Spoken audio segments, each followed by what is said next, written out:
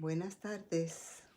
Hola, hola, saludos cariñosos para todos los que están conmigo o van a llegar o todos aquellos que Dios en su misericordia permita que puedan acompañarme en esta tarde. Y para los que lo vean este video, este estudio después, pues también muchas bendiciones, muchos saludos cariñosos de mi parte y esperando que la bendición de Dios esté con cada uno de nosotros.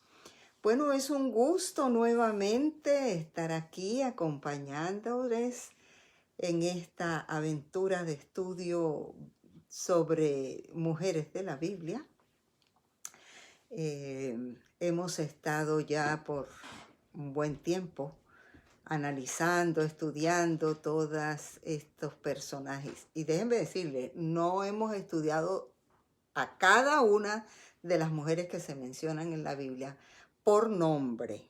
Me refiero a las que están bien identificadas porque hay segmentos o versículos en la Biblia en los que se habla de mujeres o de una mujer en particular, pero no se dice nada más sobre ella. Así que aquí hemos ido incursionando en personas, en mujeres, que la Biblia de alguna manera da un poco de luz con respecto a ellas, más específicamente que con otras.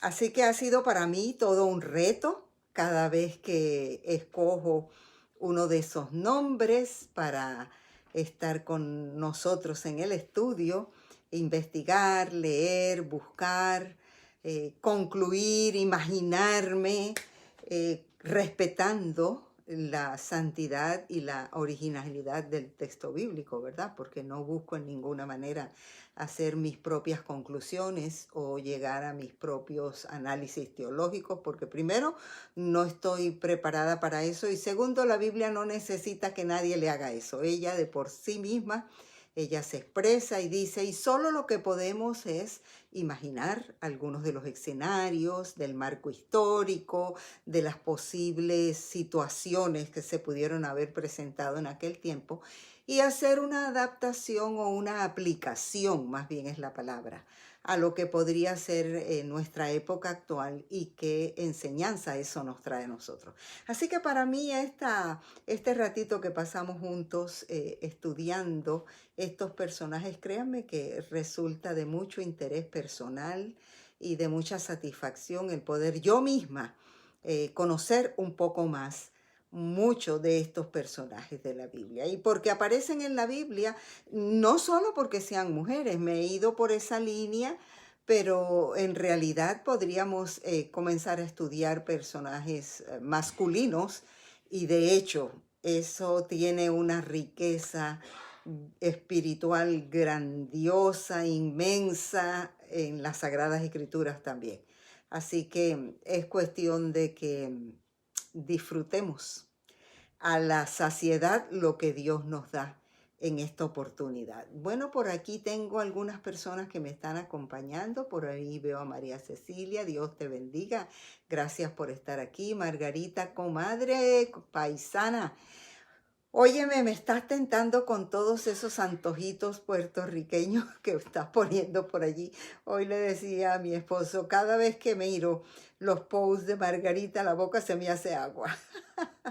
Que Dios te guarde, Margarita. Me da gusto que estás acá. Estuviste con tu nietecito por allí visitando y paseando y vi que disfrutaste mucho con él. Un besito para Xavier, con mucho cariño de mi parte.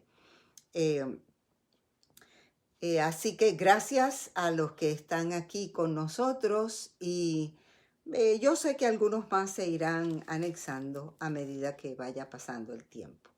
Bueno, como siempre les cuento, semana que terminamos fue una semana muy bendecida. Gracias a Dios, el Señor sigue obrando en la salud de nuestras familias.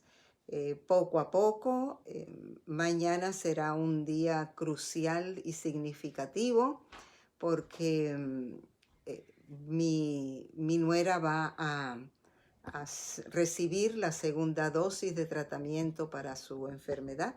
Así que esperamos en Dios que todo sea bien y que el Señor la guarde, la proteja y la bendiga en ese tratamiento. También damos gracias por que Dios ha hecho provisión de muchas cosas. Entre ellas nos pusimos mi esposo y yo la vacuna del flu porque ha llegado la época de las gripes, de las alergias y de todo eso. Y aunque yo en particular no soy tan sensible a esos cambios así tan drásticos que se dan con las estaciones, ¿verdad? Mi esposo es mucho más. Entonces, pues decidimos ponernos la vacuna del flu. Todos los años lo hacemos y eso nos ha librado de esas terribles gripes que la mayoría de las personas comienzan a experimentar cuando el clima cambia como cambia en esta época. Las hojas se caen y hay más humedad y el frío que viene y un poco de calorcito y todas esas cosas que son propias de cuando entra el otoño, ¿verdad? Porque ya después viene el frío del invierno. Entonces fuimos y nos pusimos la vacuna y gracias a Dios estamos ya preparaditos para enfrentar todos esos cambios. Claro que con la bendición de Dios, quien no se vacuna no quiere decir que se va a enfermar, pero en el caso de nosotros que ya conocemos el cuerpo, que conocemos la reacción al cambio de temperatura, pues damos gracias a Dios que pudimos hacerlo. Por lo demás, todo va caminando de acuerdo a la voluntad de Dios. Estamos siempre trabajando en algunos proyectitos especiales y haciendo nuestros asuntos personales, como ya les hemos dicho, a nuestra velocidad y dentro de nuestras posibilidades.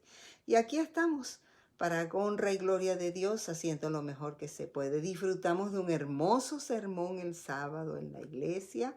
Predicó nuestro hijo Enrique y estuvo muy bonito, y lo más bonito que tuvo ese servicio es que había muchos niños y fue hermoso cuando por primera vez se hizo el rincón infantil. Algunos no se pasaron adelante porque estaban dormidos en los brazos de sus padres, pero los que pudieron caminar hasta allí, no sé, como unos 6, 7 niños, estuvieron y fue muy tierno y muy bueno verlos en ese día.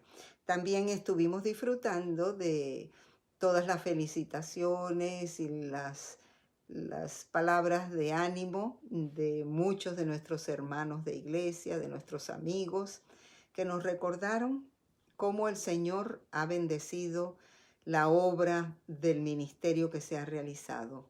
Y no solamente con nosotros, sino con todo su pueblo, y especialmente aquellos que han sido llamados para ministrar la iglesia, porque eso es uno de los dones que Dios dio. Todos hemos sido llamados para compartir el evangelio, pero el Señor escogió a algunos para ministrar la iglesia.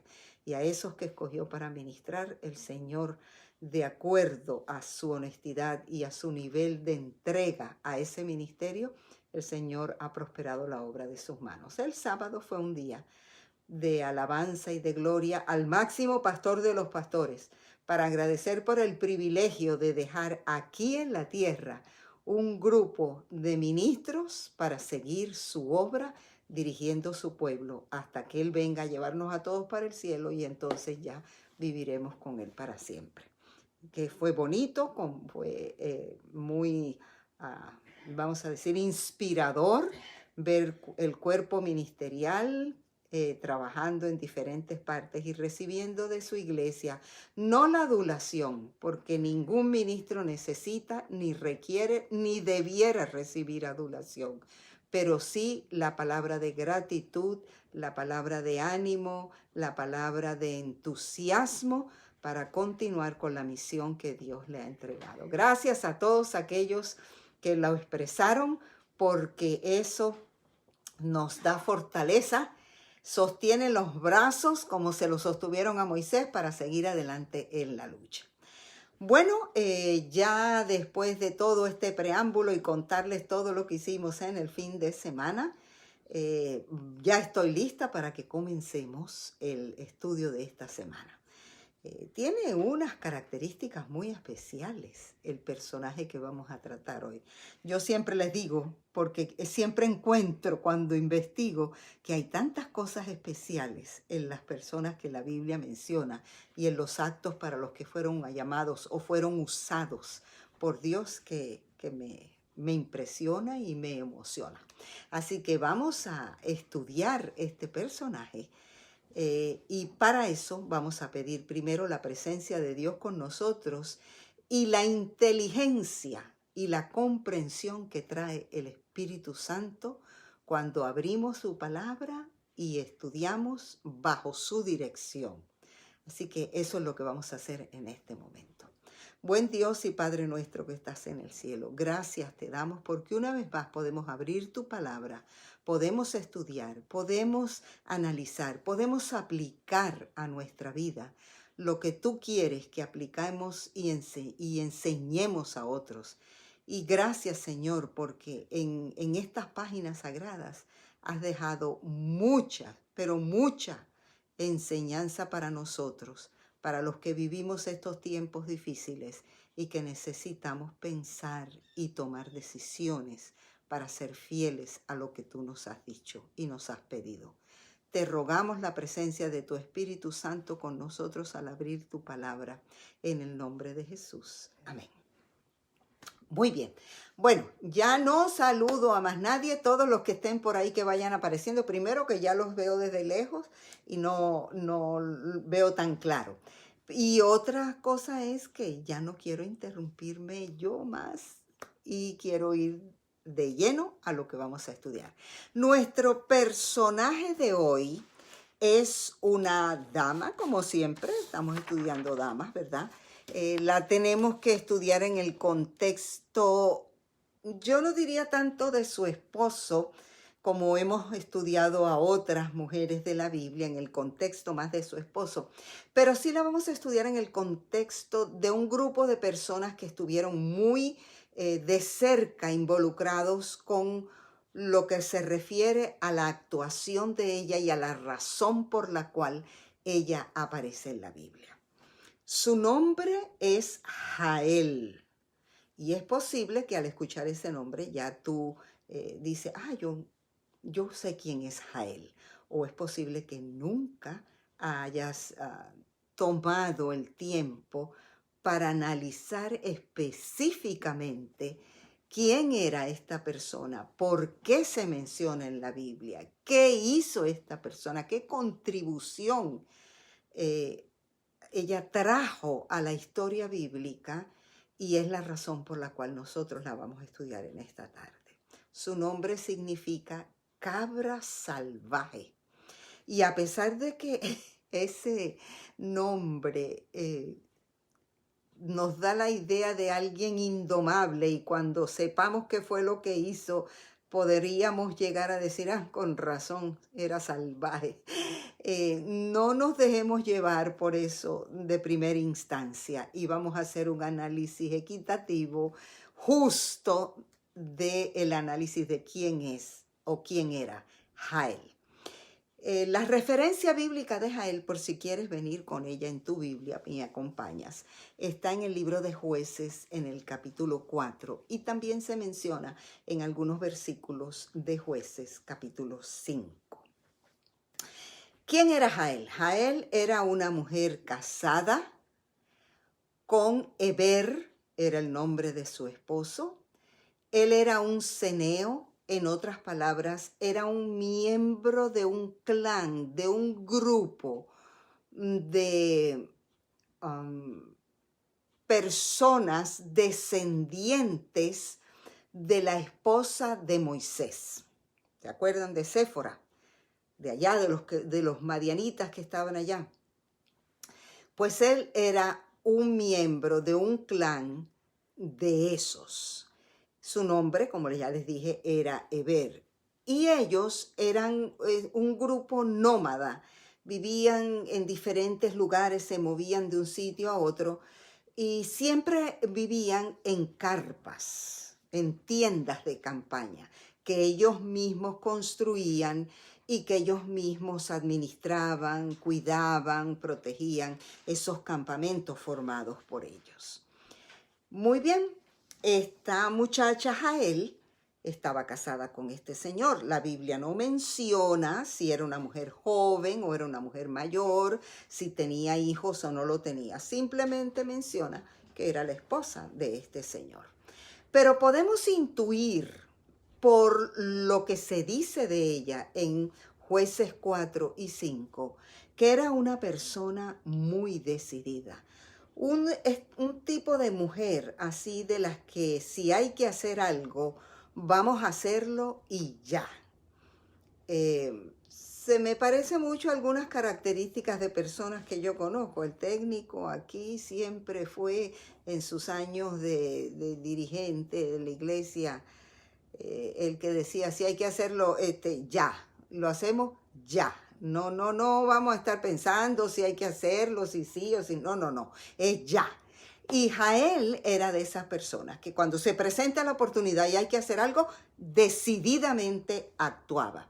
Era una mujer que también podemos intuir por la historia que vamos a analizar de ella, que era fuerte físicamente y fuerte también en sus emociones, en el control que tenía que tener como mujer de sus emociones. Por muchos años yo tuve la oportunidad de presentar seminarios a grupos de mujeres y uno de los seminarios que siempre presenté en muchos lugares fue el control de las emociones, porque es algo que cuesta mucho, especialmente a nosotras las mujeres, nos cuesta tener ese control. A veces son las emociones las que nos controlan a nosotros y por eso no podemos actuar en los momentos oportunos de la forma correcta, porque las emociones nos invaden, nos controlan y no nos permiten hacer lo que tenemos que hacer.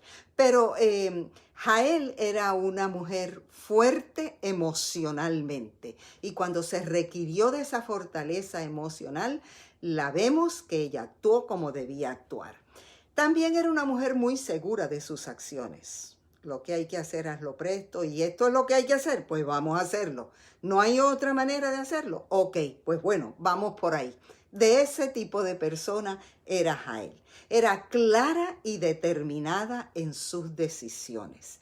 Y ustedes van a llegar a estas conclusiones conmigo y posiblemente encontrarán otras más de las cualidades que ustedes interpreten que este personaje nos muestra en la Biblia.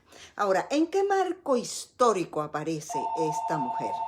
Bueno, está claro que todo el pueblo de Israel había pasado por muchas situaciones difíciles, pero siempre había tenido un caudillo, un dirigente. Tuvo a Moisés y cuando Moisés ya estaba por morir, él nombró a Josué.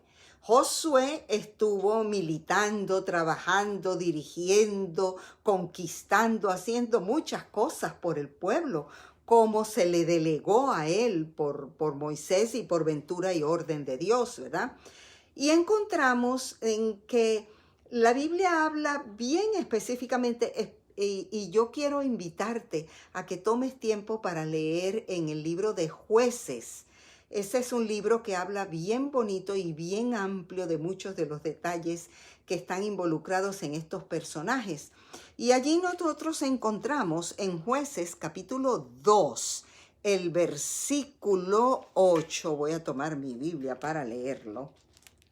Que dice, Josué, hijo de Nun, siervo del Señor, murió a la edad de 110 años y lo sepultaron en Timnat-Heres, tierra de la heredad en la región montañosa de Efraín, al norte del monte de Gazas. También murió toda aquella generación y surgió otra que no conocía al Señor ni sabía lo que él había hecho por Israel. Esos israelitas hicieron lo que ofende al Señor y adoraron a los ídolos de Baal. Abandonaron al Señor Dios de sus padres, que los había sacado de Egipto, y siguieron a otros dioses, dioses de los pueblos que los rodeaban, y los adoraron, provocando así la ira del Señor.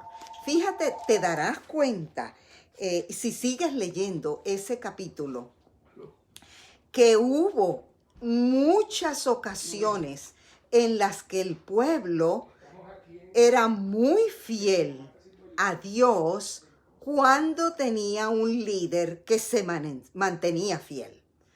Pero tan pronto pasaba el tiempo y ese líder moría, con mucha facilidad el pueblo se devolvía a sus antiguas andanzas y volvían otra vez a caminar en dirección contraria a Dios.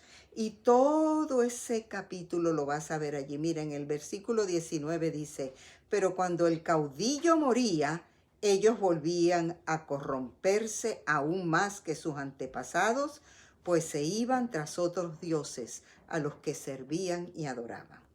Entonces, en el marco histórico de esto nos vamos a dar cuenta que el pueblo vivía así, en altibajos. ¿Y qué pasaba? En el versículo 20 dice, del mismo capítulo 2, por eso el Señor se enfureció contra Israel y dijo, puesto que esta nación ha violado el pacto que yo establecí con sus antepasados y no me ha obedecido, tampoco yo echaré de su presencia a ninguna de las naciones que Josué dejó al morir. Los usaré para poner a prueba a Israel y a ver si guarda mi camino y anda por él como lo hicieron sus antepasados.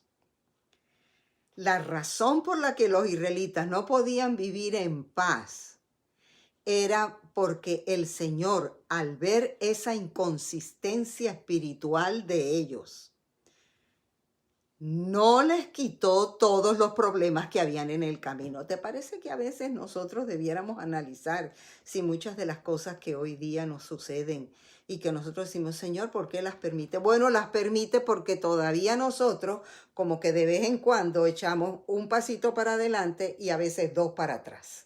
Y entonces yo me atrevería a decir que todas esas circunstancias, por eso es que Santiago dice en su libro, que las pruebas son los medios que usa Dios para llamar nuestra atención, ¿verdad? Y el espíritu de profecía aclara como que son los medios de fuego que utiliza Dios para purificarnos y para enseñarnos, hey, mira, o conmigo o contra mí. ¿Cómo es el asunto tuyo? ¿De qué lado tú estás? Así que en este marco histórico encontramos que los israelitas enfrentaban vez tras vez, uno detrás de otro, muchos problemas. Ahora llegamos aquí a una situación en el capítulo 4 donde aparecen dos personajes que están muy relacionados con Jael.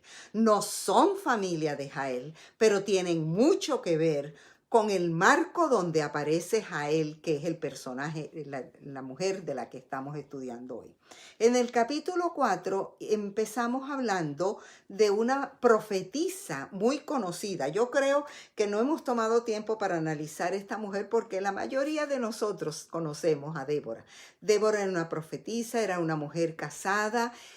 ¿Por qué Débora era una mujer que estaba ejerciendo funciones, vamos a decir, gubernamentales? Se me ocurre decir que era como la alcaldesa, como la gobernadora tal vez, con un poquito más de autoridad, de aquel lugar allí donde estaba. Bueno, Dios la había escogido para ese trabajo en particular, pero había una situación difícil. Una vez más, enemigos del pueblo de Israel lo atacaban de un lado a otro. Y ahora en los tiempos de Débora aparece un tal rey Jabín, que lo encontramos en el versículo 2.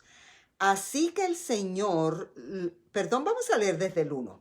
Después de la muerte de Ahod, los israelitas volvieron a hacer lo que ofende al Señor. Así que el Señor los vendió a Jabín, el rey cananeo que reinaba en Hazor. Fíjate, aquí entonces, bajo el tiempo de el liderazgo de Débora, se presenta un problema con este rey Jabín. Este hombre tenía a su mando un general, un capitán de las huestes de él, de los soldados de él, que se llamaba Sísara. Lo leemos allí. El jefe de su ejército, en ese mismo versículo 2, era Sísara, que vivía en Jarroset. Los israelitas clamaban al Señor porque Jabín tenía 900 carros de hierro y durante 20 años había oprimido cruelmente a los israelitas. ¿Tú sabes lo que es tener que soportar 20 años de opresión? Bueno, yo sé que hay gobernantes en este momento que han gobernado y han oprimido a los pueblos y han abusado de la autoridad y han hecho muchísimas cosas por muchos años, que a la final les va a pasar lo mismo que a Jabín. No es profecía mía, es profecía del Señor, porque todo lo que aquí sembramos, eso también vamos a recibir, y tarde o temprano, si no lo recibimos aquí, lo recibiremos cuando el Señor venga. Pero tú sabes lo que es el pueblo de Israel sufriendo por 20 años por el abuso de este rey y de todos estos hombres. Ahora fíjate que dice que este hombre Sísara, que comandaba el ejército de él, tenía 900 carros de hierro, lo que significa que cuando esta gente salía a la guerra, salía con furia a destrozar, a dañar y acabar con todo lo que encontraba.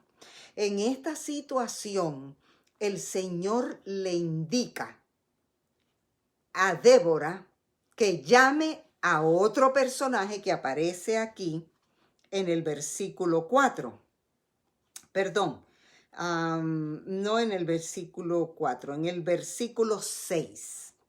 Débora, que ya te dije que era como decir la gobernadora, la profetisa de ese tiempo, mandó llamar a Barak, hijo de Abinoam, que vivía en Sedes de Neftalí, y le dijo: el Señor, el Dios de Israel, ordena: ve y reúne en el monte Tabor a 10,000 hombres de la tribu de Neftalí y de la tribu de Zabulón.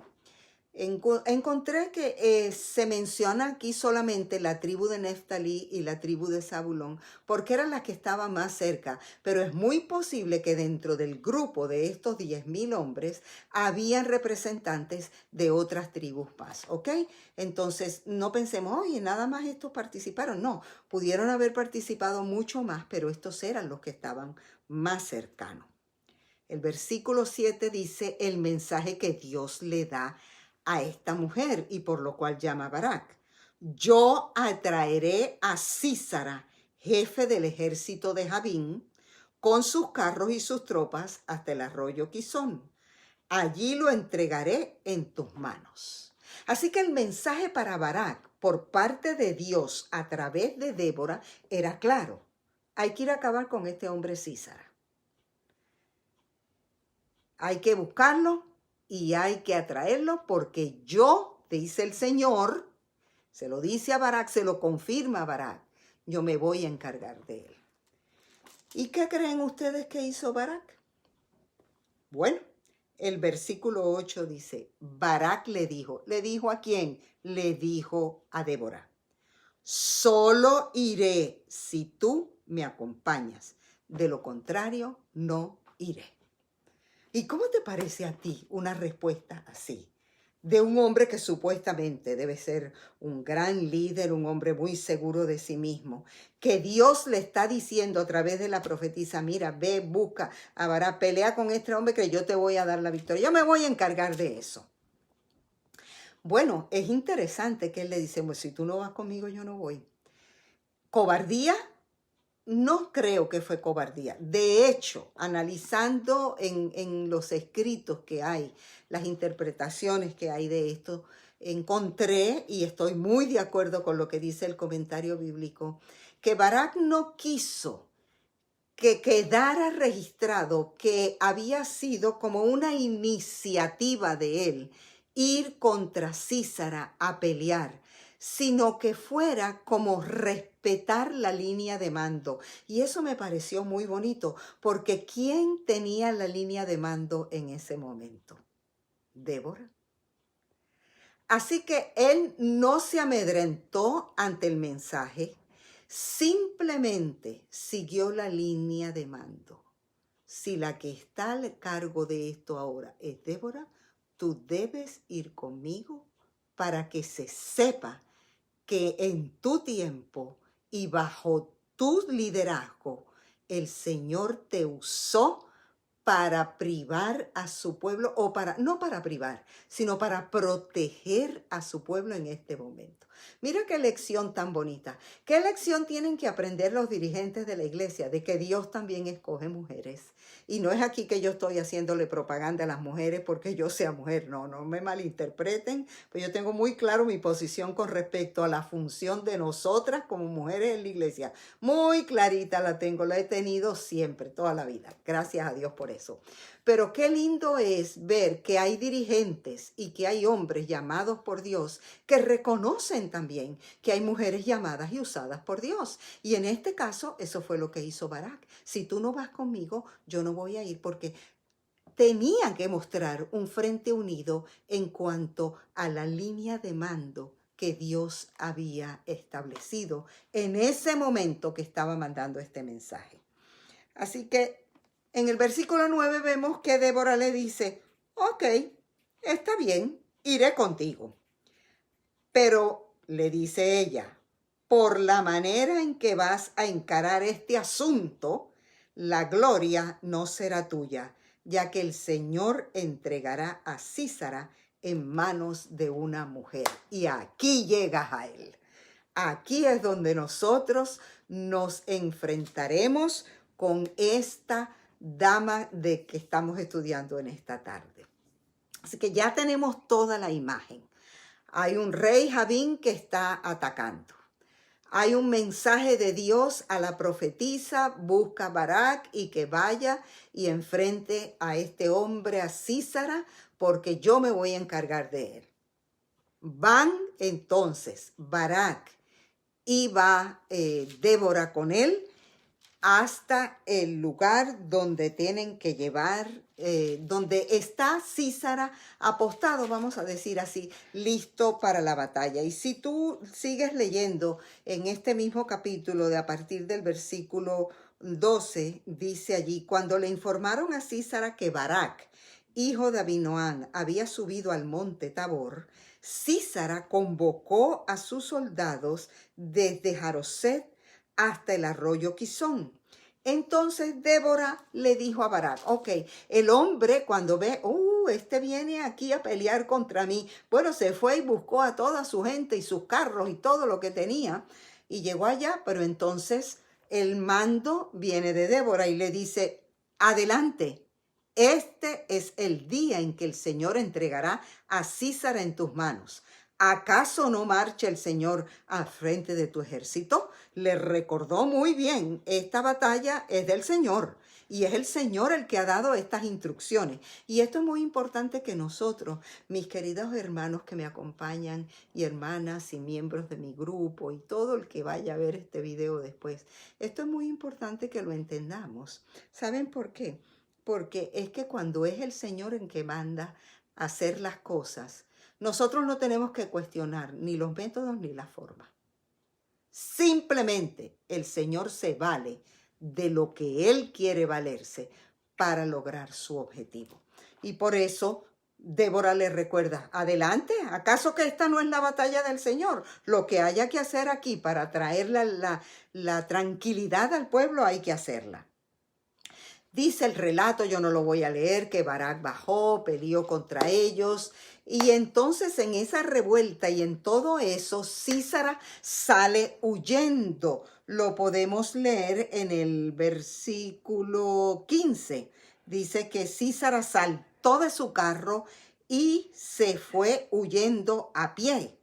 Y entonces Barak se quedó peleando contra todos los demás y termina diciendo ese versículo que todo el ejército de Sísara cayó a filo de espada y no quedó ninguno con vida. Estuve leyendo que en el lugar donde se realizó esta pelea, por lluvias que posiblemente habían habido en tiempos anteriores, había un fango arenoso muy difícil que no hizo posible que todos esos carros de hierro pudieran salir huyendo, y se hizo fácil vencerlos porque es muy difícil caminar. Aún hoy, en estos días, en esa zona, si llueve por un par de horas, la contextura, la formación del suelo que hay allí es muy difícil, muy fangoso, y se dificulta el tránsito en ese sitio. Así que Dios utilizó la naturaleza o quién sabe cuántas cosas más para destruir el ejército de Císara, pero no se había destruido a Císara. Císara todavía estaba vivo y salió huyendo. ¿A dónde se fue? Versículo 17. Mientras tanto, Císara había huido a pie hasta la carpa de Jael. O sea que llegó allá a donde estaba Jael, en su casa, en su carpa. Dice, y específicamente vuelve y nos dice, la esposa de Heber el Kenita. Pues había buenas relaciones entre Jabín, rey de Jabor, y el clan de Heber el Kenita. Acuérdate que te dije que este clan o este grupo se había separado, pero había buenas relaciones. Entonces, Císara pensó, yo me puedo meter aquí y estar aquí y voy a estar a salvo, porque aunque no es completamente de nosotros, tampoco es tan enemigo de nosotros. Y creyendo que eso le iba a facilitar, llegó allí. ¿Y qué hizo Jael, nuestro personaje de estudio de hoy?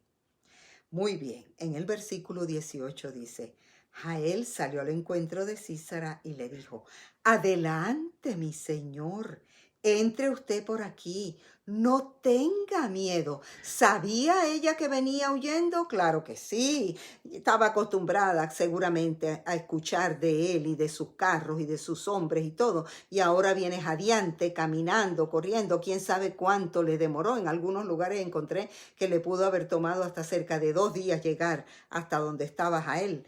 Bueno, el tiempo que haya sido, el que va huyendo no trae un aspecto físico muy agradable, ¿verdad? Viene cansado, viene huyendo, viene preocupado, viene de todo. Entonces ahí llegó y ella le dice, pase adelante. Lo trata con la hospitalidad con la que saben tratar en aquellos lugares, ¿no? Y dice que Císara, entró en la carpa y ella lo cubrió con una manta. Entonces luego dice que él tenía sed y le dijo, tengo sed, ¿podrías darme un poco de agua?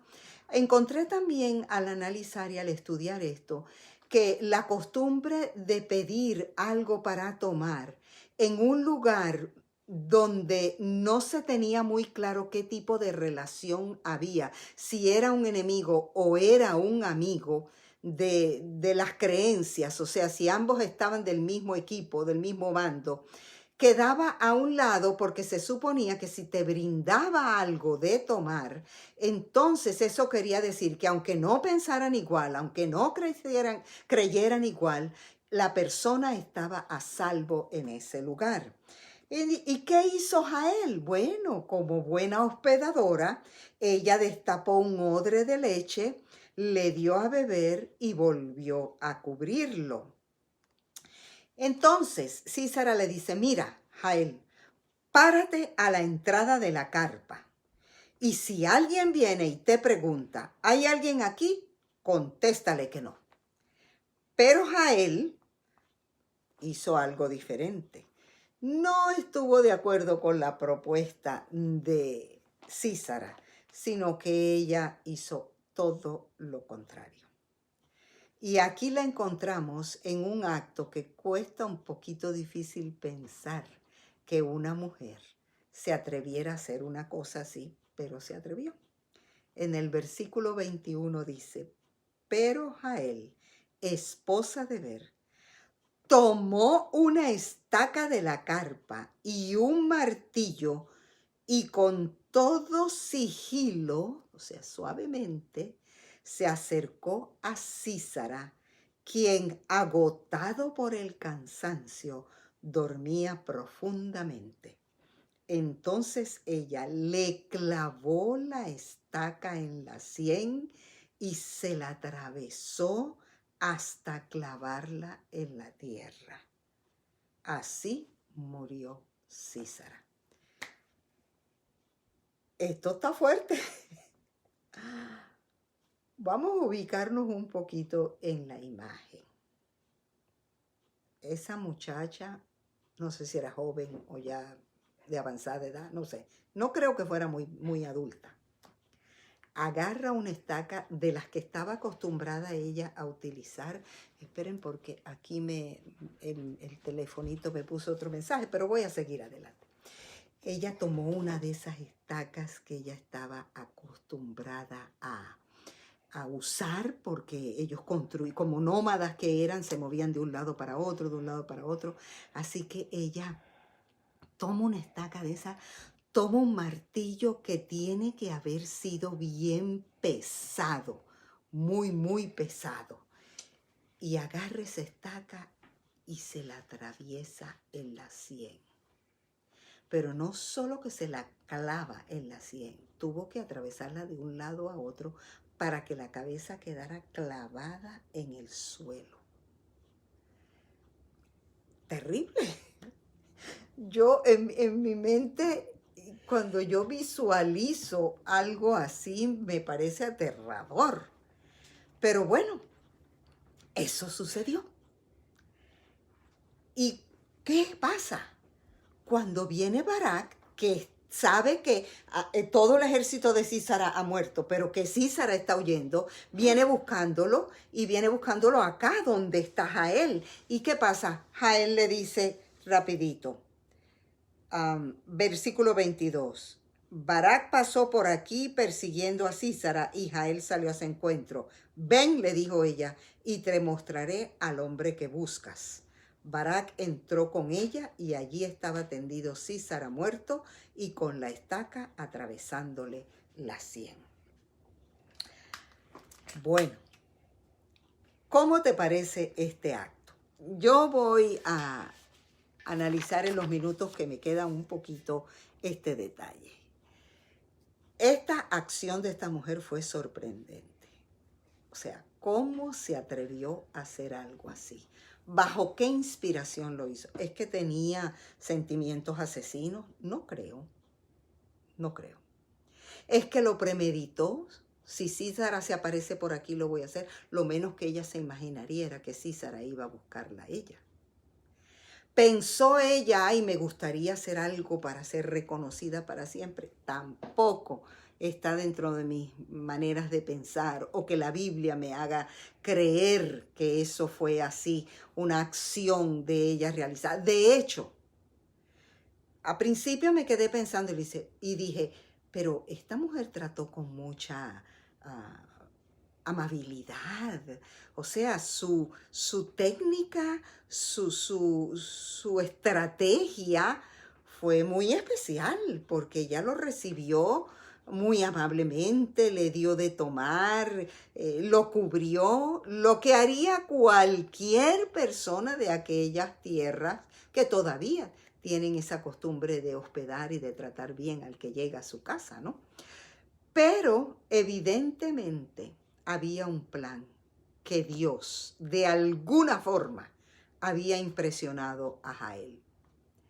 Y era que a veces no lo entendemos, pero tal vez Jael no estaba de acuerdo con lo que Sísara y el rey Jabín estaban haciendo con el pueblo de Israel. Ella y su esposo no pertenecían completamente al grupo contrario, pero tal vez ella no estaba de acuerdo con esas injusticias que se estaban llevando a cabo allí por 20 años. Tal vez ella no se sentía identificada completamente con el pueblo de Dios, pero tampoco estaba en contra del pueblo de Dios. Así que ella se llenó de valor y pensó, este abuso, esto tiene que terminar. ¿Y quién estaba inspirando detrás de todo eso? Dios, porque fíjate que te leí al principio que Dios, después que Josué se murió, dijo, yo no voy a quitar todos estos enemigos porque es la única manera como yo puedo probar quién está conmigo y quién está en contra de mí, quién no está conmigo. Entonces Dios permite que Jael haga un acto tan terrible como este porque tiene un plan. Y en mis conclusiones, para terminar, te quiero decir que Jael no cedió a la propuesta de mentir a Sísara porque ella se dio cuenta de que este hombre hay que eliminarlo y este hombre es una amenaza. Trató con cortesía a Sísara y con hospitalidad como nosotros debíamos tratar a todo el mundo, aun cuando no estemos de acuerdo con la persona. Y otra cosa que quiero concluir de esto es que podemos tener la idea de que esta chica era una asesina, de que esta muchacha era mala.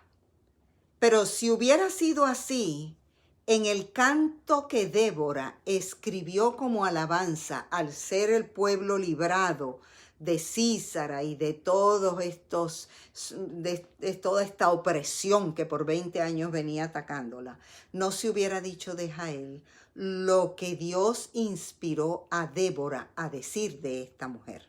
Lo lees en el capítulo 5, en el versículo 24.